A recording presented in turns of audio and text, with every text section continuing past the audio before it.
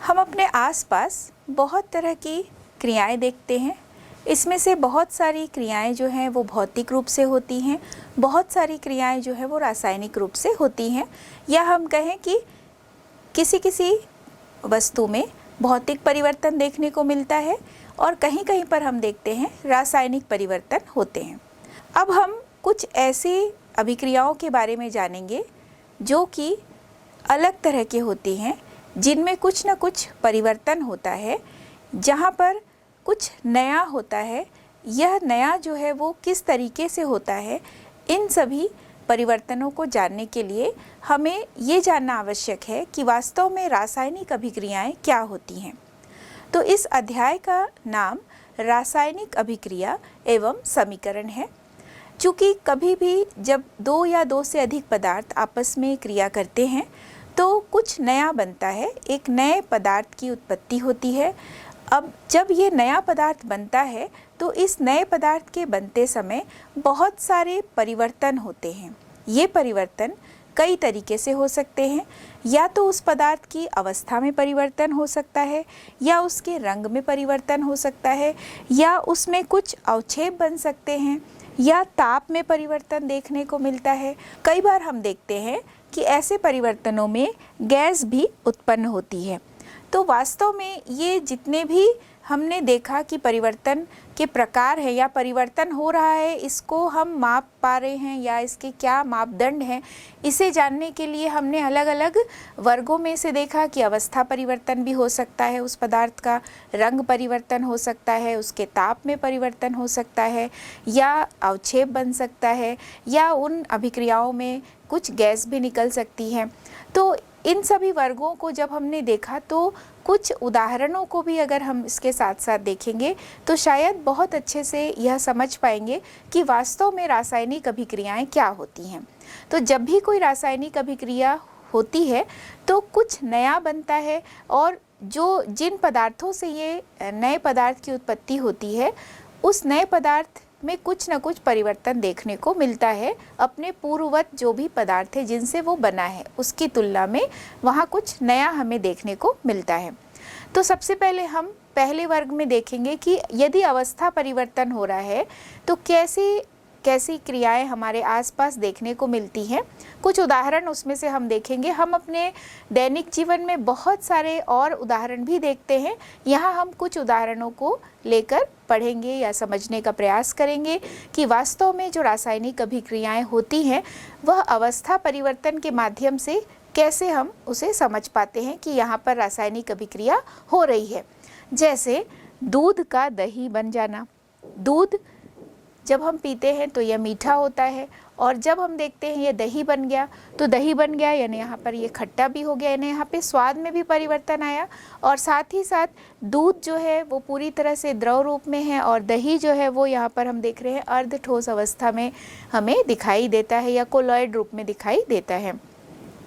यहाँ पर हम एक रासायनिक परिवर्तन की भी बात करेंगे साथ ही साथ कि मैग्नीशियम रिबन को जब जलाया जाता है तो मैग्नीशियम रिबन के जलने पर भी हम देख रहे हैं कि मैग्नीशियम रिबन जो है वो ठोस रूप में है और इसकी अवस्था परिवर्तन हुआ, इसमें से गैस निकलने लगती है, और ये जो ठोस रिबन है वो गैस रूप में परिवर्तित हो गया, यानी उसमें से गैस निकल गई तो मैग्नीशियम ऑक्साइड बन गया। तो यहाँ भी हम देख रहे हैं कि कुछ अवस्था परिवर्तन हो रहा है।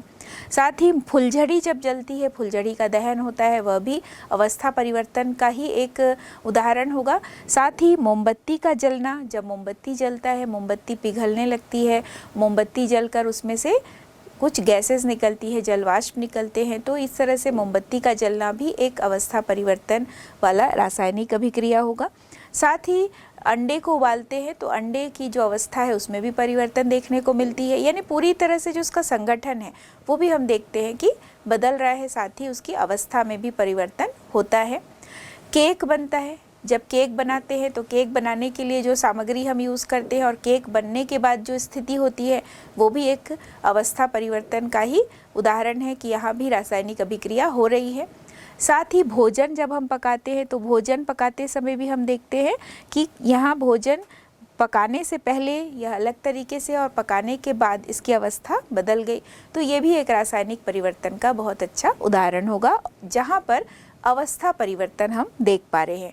तो ऐसे ही अन्य और उदाहरण हम अलग अलग वर्गों में देखेंगे। अगला हम देखते हैं रंग परिवर्तन के माध्यम से रासायनिक अभिक्रियाओं का होना। तो जब कभी भी कोई रासायनिक अभिक्रिया होती है तो कुछ नया बनता है। तो यहाँ पर हम जो नया बन रहा है वो रंग परिवर्तन के माध्यम से समझेंगे। तो जैसा कि हम देखते हैं कच्चा फल होता है, वह रासायनिक अभिक्रिया के माध्यम से पके फल में परिवर्तित हो गया। तो यहाँ भी हम देख रहे हैं कि हरे रंग का कोई फल है, पकने के बाद वह पीला हो गया, या हरे रंग का कोई फल है, पकने के बाद वो नारंगी हो गया। तो ऐसे बहुत सारे अन्य कई उदाहरण हम देख सकते हैं। कच्चा जो अनाज है वह पक्का भोजन बन जाता है, तो ये भी रंग परिवर्तन यहाँ भी हम देखते हैं। हल्दी और साबुन की क्रिया जब होती है तो यहाँ भी हम देखते हैं कि हल्दी पीले रंग का है, साबुन की क्रिया होती है तो वहाँ लाल रंग उत्पन्न होता है, तो यहाँ भी रंग परिवर्तन देखने को मिलता है। साथ ही लोहे में जंग लगना एक बहुत अच्छा उदाहरण है कि लोहे का रंग जंग लगने के बाद जो है वो परिवर्तित हो जाता है। जंग का जो रंग है वो भूरा हो जाता है, लोहे का जो रंग है वह परिवर्तित हो जाता है। यहाँ पर हम तांबे के बर्तन पर भी जब हम कोई रासायनिक अभिक्रिया देखते हैं तो वहाँ भी हम देखते हैं कि तांबे के बर्तन पर बहुत दिनों तक यदि उसे खुला छोड़ दिया जाए, उसमें जल या वायु या ऑक्सीजन की क्रिया होती है तो धीरे धीरे वो जो तांबे का बर्तन है वह हरा हो जाता है या फिर उसमें काले रंग की लेयर जम जाती है। तो यहाँ भी तांबे के रंग में परिवर्तन दिखाई देता है। तो यह भी रासायनिक परिवर्तन रंग परिवर्तन के माध्यम से हमने समझा। अब हम देखेंगे ताप में परिवर्तन। तो जब कभी भी रासायनिक अभिक्रिया होती है तो उन रासायनिक अभिक्रियाओं के दौरान ताप में भी परिवर्तन होता है। कुछ ऐसी अभिक्रियाएं होती हैं जहां ऊष्मा ग्रहण की जाती है और कुछ ऐसी अभिक्रियाएं होती हैं जब अभिक्रिया के फलस्वरूप ऊष्मा उत्पन्न होती है। तो यहाँ हम देख रहे हैं कि यदि कली चूना लिया जाए और उसमें पानी डालते हैं तो यहाँ ऊष्मा उत्पन्न होती है। तो यह भी ताप परिवर्तन का एक उदाहरण है। अमोनियम क्लोराइड और पानी यदि इसमें डालते हैं तो यहाँ भी हम देखते हैं कि इस तरह का विलयन यदि बनाया जाए तो यहाँ पर ये ठंडा हो जाता है। तो ये भी ऊष्मा परिवर्तन का एक उदाहरण है। पानी और HCl की क्रिया भी हम देख रहे हैं। यदि सांद्र HCl और जल को क्रिया कराते हैं तो यहाँ भी ऊष्मा में परिवर्तन दिखाई देता है। अगला जो है, यदि मान लीजिए सांद्र अम्ल है और क्षार है, यहाँ भी हम देखेंगे कि सांद्र अम्ल और क्षार यदि मिला दिया जाए तो यहाँ भी ऊष्मा में परिवर्तन हमें दिखाई देता है। जब कभी भी मेथेन का दहन होता है, मेथेन जो है वो एक हाइड्रोकार्बन है, इसका जब दहन हो रहा है ऑक्सीजन की उपस्थिति में इसकी क्रिया होती है तो इससे भी हम देख रहे हैं कार्बन डाइऑक्साइड बना और जल बना। यहाँ भी ऊष्मा परिवर्तन देखने को मिलता है। तो यहाँ पर हमने देखा कि जो रासायनिक परिवर्तन हुआ है वहाँ कैसे हुआ रासायनिक परिवर्तन, इसे समझने के लिए हमने ताप में परिवर्तन के माध्यम से इसे समझा। तो ऐसे अलग अलग वर्ग में हम देख रहे हैं कि रासायनिक परिवर्तन हो रहा है, लेकिन कहीं पर अवस्था परिवर्तन हो रहा है, कहीं रंग परिवर्तन हो रहा है, कहीं ताप में परिवर्तन हो रहा है। इसी कड़ी में हम अगला जो वर्ग देखेंगे रासायनिक अभिक्रियाओं का, गैस का निकलना। कभी कभी हम देखते हैं कि किसी रासायनिक अभिक्रिया के फलस्वरूप गैस उत्पन्न होती है। जैसे एक उदाहरण हम देख रहे हैं कि जब कभी भी चूना और जल इनकी क्रिया कराई जाती है तो यहाँ पर कार्बन डाइऑक्साइड निकलती है। साथ ही अम्ल और जिंक की क्रिया कराई जाती है तो हाइड्रोजन गैस उत्पन्न होती है। सिरका और खाने का सोडा इसकी क्रिया कराई जाती है तो यहाँ भी हम देखते हैं कि बुलबुले निकलते हैं कार्बन डाइऑक्साइड गैस के रूप में। इसी के साथ यदि किसी अम्ल और जो टैबलेट का रैपर होता है, टैबलेट वगैरह जिस रैपर में आता है वास्तव में वो एल्युमिनियम की पत्ती होती है और उसके अंदर उस तरह के रैपर में दवाइयों को भरा जाता है, टैबलेट भरा जाता है। तो इन रैपर के साथ जब अम्ल की क्रिया कराई जाती है तो यहाँ भी हम देखते हैं हाइड्रोजन गैस उत्पन्न होती है। यहाँ पर हमने देखा कि जब भी किसी रासायनिक अभिक्रिया में गैस उत्पन्न हो रही है और इस गैस के साथ साथ उस रासायनिक अभिक्रिया में कुछ नए उत्पाद की भी प्राप्ति हुई है, कुछ नए पदार्थ का बनना भी हम यहाँ पे देख पा रहे हैं। तो नए पदार्थ का बनना साथ ही गैस का भी उत्पन्न होना, ये दोनों ही इसे दर्शाता है कि यहाँ पर रासायनिक अभिक्रिया हो रही है। तो यहाँ जितने भी उदाहरण हमने देखा कि गैस उत्पन्न होने में यहाँ नए पदार्थ की उत्पत्ति हो रही है, साथ में गैस भी उत्पन्न हो रहा है। अब हम देखेंगे कि अवक्षेप का बनना, यानी कोई भी रासायनिक अभिक्रिया में कुछ नया जो बना वो अवक्षेप के रूप में बना। वह अवक्षेप किसी भी रंग का हो सकता है। तो यहाँ पर हमें मुख्य रूप से ये देखना है कि किस किस अभिक्रिया में अवक्षेप बनता है, या हमारे दैनिक जीवन में भी क्या ऐसा कोई उदाहरण है जहाँ पर रासायनिक परिवर्तन हो रहा है अवक्षेप के रूप में, हम देख पा रहे हैं उसे। तो इसका बहुत अच्छा एक उदाहरण हम देखेंगे कि जब कभी भी गर्म दूध में नींबू निचोड़ दिया जाए तो क्या होता है। तो जब भी गर्म जो दूध होता है उसमें यदि हम नींबू निचोड़ देते हैं तो निश्चित रूप से वह दूध जो है वो पूरा फट जाता है, और यहाँ पर वो फट के पूरा जो दूध है उसमें पानी निकल के आ जाता है और एक अवक्षेप जैसा दिखाई देने लगता है। इसके बाद एक अगला हम रासायनिक अभिक्रिया के रूप में समझेंगे कि जब भी बेरियम क्लोराइड में BaCl2 में H2SO4 यानी कि सल्फ्यूरिक अम्ल डाला जाता है तो बेरियम सल्फेट का सफ़ेद अवक्षेप यहाँ दिखाई देने लगता है। अगला हम देखेंगे कि जब कभी भी चूने के पानी में कार्बन डाइऑक्साइड को प्रवाहित करते हैं तो चूने का पानी यानी कैल्शियम हाइड्रोक्साइड, इसमें जब कार्बन डाइऑक्साइड प्रवाहित की जा रही है तो कैल्शियम कार्बोनेट का सफ़ेद अवक्षेप प्राप्त हुआ। तो यहाँ भी एक नया अवक्षेप बना, नए रंग का अवक्षेप बना, सफ़ेद यहाँ पर अवक्षेप हमें प्राप्त होता है। तो नया बना, नया पदार्थ बना कैल्शियम कार्बोनेट, जो कि अवक्षेप के रूप में हमें प्राप्त हुआ। तो यह भी एक रासायनिक अभिक्रिया है। यहाँ भी कुछ नया बन रहा है, परिवर्तन हो रहा है। अगला एक उदाहरण हम देखेंगे अवक्षेप बनने के आधार पर ही कि जब सिल्वर नाइट्रेट है उसमें सोडियम क्लोराइड डाली जाती है। तो सिल्वर नाइट्रेट में सोडियम क्लोराइड डाले जाने पर AgCl यानी AgCl का सफ़ेद अवक्षेप प्राप्त होता है और सोडियम नाइट्रेट बना। तो AgNO3 प्लस NaCl से बनता है AgCl का सफ़ेद अवक्षेप और सोडियम नाइट्रेट। तो यहाँ पर हम देख रहे हैं कि एक रासायनिक अभिक्रिया हुई है जिसमें अवक्षेप प्राप्त हुआ AgCl का सफ़ेद अवक्षेप। तो अवक्षेप का बनना, यहाँ पर हमने विभिन्न अभिक्रियाओं को देखा, विभिन्न रासायनिक अभिक्रियाओं को देखा जिसमें अवक्षेप का बनना, गैस का निकलना, साथ ही रंग परिवर्तन, ताप में परिवर्तन और नए कुछ बनने में हमने देखा कि कैसे कुछ अन्य अभिक्रियाएं भी होती हैं और कुछ नया बनता है। तो नए बनने को हम कैसे समझेंगे उसे हमने बहुत अच्छे से विभिन्न उदाहरणों के माध्यम से समझा। यहाँ पर हम ये समझने का प्रयास करेंगे कि हमारे जीवन में कहाँ कहाँ पर रासायनिक अभिक्रिया डेली हम देख पाते हैं। तो सबसे महत्वपूर्ण जो है वो है भोजन का पकना। हम अपने जीवन में प्रतिदिन 3 बार 4 बार हम भोजन करते हैं और इस भोजन को हम कई रूप में करते हैं। तो विभिन्न प्रकार से जब भोजन पकाया जाता है तो उसका जो कच्चा पदार्थ होता है और भोजन पकने के बाद जो नया बन जाता है वह भी एक रासायनिक अभिक्रिया के अंतर्गत ही आता है। साथ ही कोयले का जलना, जब हम किसी कागज़ को जलाते हैं तो कागज़ का जलना भी एक रासायनिक अभिक्रिया है। लोहे की कील में जंग लग जाना, ये भी एक रासायनिक परिवर्तन होता है। तो इतनी सारी अभिक्रियाओं को, इतनी सारी घटनाओं को जब हमने देखा, हमने ये समझा कि वस्तु की प्रकृति और जो पहचान होती है उसकी कुछ न कुछ बदल जाती है। तो जो उसकी पहचान बदल गई वह पहचान उसके रंग के रूप में या उसमें ताप परिवर्तन के रूप में या अवक्षेप बनने के रूप में या अवस्था परिवर्तन के रूप में, कई तरीके से हमने इसे समझा। तो विभिन्न जो रासायनिक अभिक्रियाएं हमने देखी उसमें से कुछ रासायनिक अभिक्रियाओं को हम क्रियाकलाप के माध्यम से समझते हैं। जैसे यहाँ पर हम देखते हैं कि एक मैग्नीशियम रिबन लिया गया। इस मैग्नीशियम रिबन को जब हम जलाते हैं तो इसमें से प्रकाश उत्पन्न होती है और कुछ गैस निकल रही है।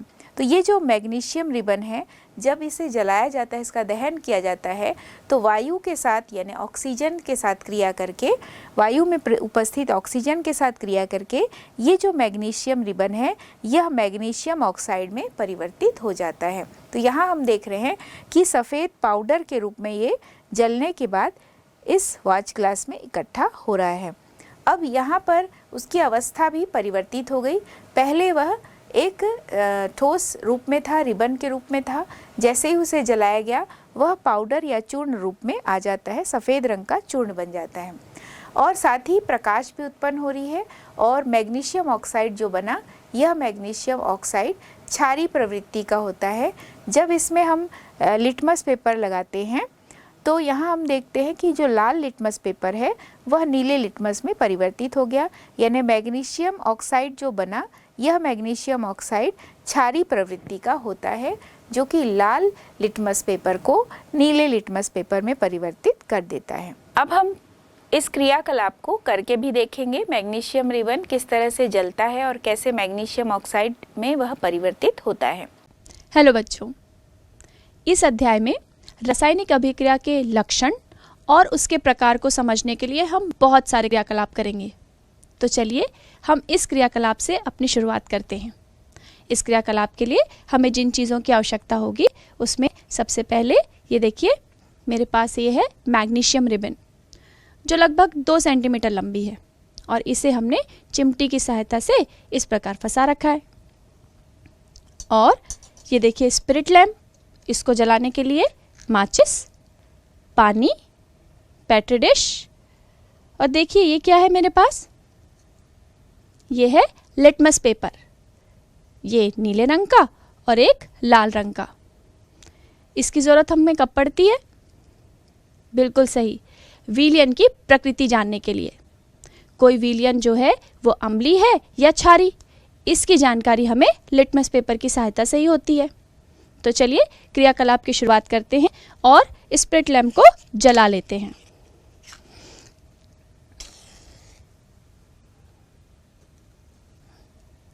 देखिए स्पिरिट लैम्प जल गया है और अब इस मैग्नीशियम रिबन को हमें जलाना होगा।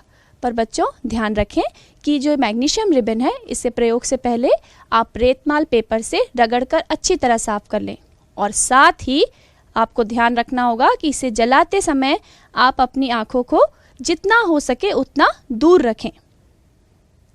मैग्नीशियम रिबन को हम जला रहे हैं।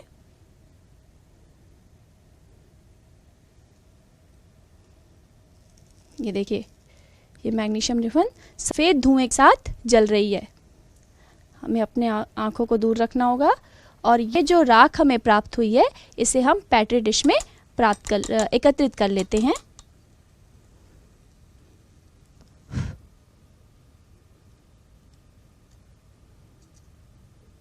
ये देखिए, ये पेट्री डिश में हमें यह राख प्राप्त हुई है। इस परीक्षण के दौरान क्या आपने मैग्नीशियम की अवस्था में कोई परिवर्तन देखा? और साथ ही देखिए कि पेट्री डिश में ये जो राख प्राप्त हुई है यह क्या है? मैग्नीशियम को जब हमने जलाया तो वायु में उपस्थित ऑक्सीजन के साथ उसकी अभिक्रिया हुई और मैग्नीशियम ऑक्साइड एक नया उत्पाद हमें प्राप्त हुआ। इस उत्पाद का जब हम जलीय विलयन बनाएंगे तो हमें यह देखना है कि उस विलयन की प्रकृति कैसी होती है। चलिए इसके लिए थोड़ा सा पानी जो है वो हम इस राख में डालते हैं और इसे हमें अच्छी तरह से मिलाना होगा। इसको मिलाकर जलीय विलयन जो है हम प्राप्त कर लेंगे। ग्लास रॉड की सहायता से इसे अच्छी तरह से मिला लीजिए।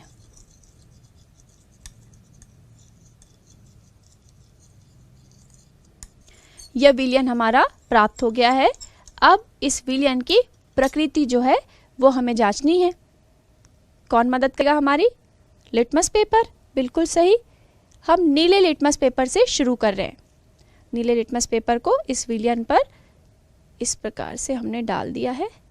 अब हमें देखना है कि इसके रंग में कोई परिवर्तन हो रहा है या नहीं हो रहा है। देखिए मुझे तो इसमें कोई परिवर्तन दिखाई नहीं दे रहा है। ठीक है, चलिए लाल लिटमस पेपर की बारी है। लाल लिटमस पेपर ये ले लिया हमने और इसको इस विलयन में डुबा दिया। देखिए इसमें तो परिवर्तन दिखाई दे रहा है। लाल लिटमस पेपर जो है वो नीला हो गया है। तो हमने देखा कि यह जो विलयन है यह क्षारीय प्रकृति का है। किसी भी रासायनिक अभिक्रिया में अभिकारक जो होते हैं उनकी कभी कभी अवस्था में भी परिवर्तन होता है और हमें नए उत्पाद भी मिलते हैं। यहाँ पर हम एक और उदाहरण भी क्रियाकलाप के माध्यम से समझेंगे कि कैसे सोडियम सल्फेट और बेरियम क्लोराइड की क्रिया से अवक्षेप बनता है। सोडियम सल्फेट जो है उसे हम लेते हैं और सोडियम सल्फेट जो विलयन है उसमें धीरे धीरे करके बेरियम क्लोराइड डालते हैं और जैसे ही सोडियम सल्फेट और बेरियम क्लोराइड की क्रिया होती है तो सफ़ेद अवक्षेप हमें प्राप्त होता है। इसे भी हम क्रियाकलाप के माध्यम से समझेंगे। तो यहाँ जो अवक्षेप बना है सफ़ेद अवक्षेप, ये सफ़ेद अवक्षेप बनता है बेरियम सल्फेट का। और बेरियम सल्फेट जो है इसका रंग यदि नोट करने दिया जाए तो वास्तव में जो बेरियम सल्फेट है वह सफ़ेद रंग का होता है। हेलो बच्चों, एक और क्रियाकलाप के लिए मैं आपके साथ हूँ। इस क्रियाकलाप में हम रासायनिक अभिक्रिया के प्रभाव को देखेंगे। इसमें हम यह देखेंगे कि जब दो विलयन को मिलाते हैं तो रासायनिक अभिक्रिया में क्या परिवर्तन होता है। इसके लिए देखिए हमारे पास इन दो परख नलियों में सॉल्यूशंस हैं। इसमें है सोडियम सल्फेट का विलयन यानी कि Na2SO4, जहाँ सोडियम जो है वो धनायन के रूप में और सल्फेट ऋणायन के रूप में है। बिल्कुल इसी तरह से यह है बेरियम क्लोराइड का विलयन BaCl2, जहाँ जो बेरियम है वो धनायन के रूप में और क्लोराइड ऋणायन। जब हम इन दोनों विलयन को मिलाएंगे तो यह देखेंगे कि इस रासायनिक अभिक्रिया में हमें कौन सा परिवर्तन दिखाई देगा। शुरू करते हैं। ये है हमारा सोडियम सल्फेट का विलयन, इसमें बेरियम क्लोराइड के विलयन को हम मिलाते हैं। तो हम सोडियम सल्फेट के विलयन में बेरियम क्लोराइड के विलयन को धीरे धीरे डाल रहे हैं। आप ध्यान से देखिएगा कि इसमें क्या परिवर्तन आपको दिखाई देता है। देखिए बच्चों, हमें यहाँ पर सफ़ेद रंग का ये अवक्षेप दिखाई दे रहा है। आप जानते हैं ये क्या है? ये है बेरियम सल्फेट। जब हमने सोडियम सल्फेट और बेरियम क्लोराइड के विलयन को मिलाया तो बेरियम सल्फेट ऋणायन के साथ क्रिया करके बेरियम सल्फेट का ये अवक्षेप देता है। बेरियम सल्फेट का यह अवक्षेप हमें प्राप्त हुआ और इस रासायनिक अभिक्रिया का जो रासायनिक समीकरण है वो आप यहाँ देख सकते हैं। अगला जो क्रियाकलाप है उसे भी हम समझेंगे कि कैसे रासायनिक अभिक्रिया के दौरान कोई भी गैस निकलती है। तो सबसे पहले क्वथन नली में जिंक लिया जाता है, दानेदार जिंक, और उसमें तनु हाइड्रोक्लोरिक अम्ल डाला गया। तो जैसे ही जिंक और तनु हाइड्रोक्लोरिक अम्ल आपस में क्रिया करते हैं तो इस क्रिया से हम देख रहे हैं कि गैस निकलती है। जैसे ही उसके सामने एक जलती हुई माचिस की तीली लेके जाते हैं तो माचिस की तीली ले जाने पर हम देख रहे हैं कि पॉप की आवाज़ आती है यहाँ पर। तो इससे माचिस की तीली ले जाने के बाद हमने देखा कि कैसे इसमें आवाज़ आती है पॉप की। तो ये जो आवाज़ आना है जिंक पर, जैसे ही हाइड्रोक्लोरिक अम्ल की क्रिया होती है तो एक गैस निकली, हाइड्रोजन गैस, इसकी वजह से यहाँ पर हमें पॉप की ध्वनि सुनाई देती है। तो ऐसे बहुत सारे उदाहरण हम अपने जीवन में देखते हैं, बहुत सारे रासायनिक अभिक्रिया हम अपने आसपास देखते हैं जहाँ पर रंग में परिवर्तन या गैस का निकलना या अवस्था में परिवर्तन हमें दिखाई देते हैं। हेलो बच्चों, हम अपने आसपास बहुत सी रासायनिक अभिक्रियाएं देखते हैं। इन रासायनिक अभिक्रियाओं में नए उत्पाद तो मिलते ही हैं, साथ में हमें कई प्रकार के लक्षण भी दिखते हैं। जैसे कुछ रासायनिक अभिक्रियाओं में पदार्थों की अवस्था में परिवर्तन होता है, कुछ में उनके रंग बदल जाते हैं, कुछ रासायनिक अभिक्रिया में तापमान में परिवर्तन होता है तो कुछ में गैस उत्पन्न होती है। चलिए हम भी एक क्रियाकलाप करते हैं और इस क्रियाकलाप में हम जो रासायनिक अभिक्रिया करेंगे देखेंगे कि उसमें कौन सा नया उत्पाद मिलता है और कौन सा लक्षण हमें दिखाई देता है। इसके लिए देखिए मेरे पास ये है जिंक का चूर्ण और इसमें है तनु हाइड्रोक्लोरिक अम्ल यानी कि HCl। हम ये जो जिंक का चूर्ण है इसको परख नली में थोड़ा सा डाल लेते हैं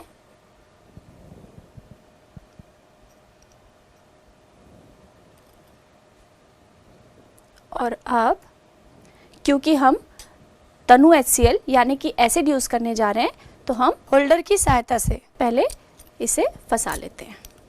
परख नली को इस तरह से अच्छी तरह ग्रिप में ले लें और फिर ये जो तनु HCl है इसे धीरे धीरे इसमें डालते हैं।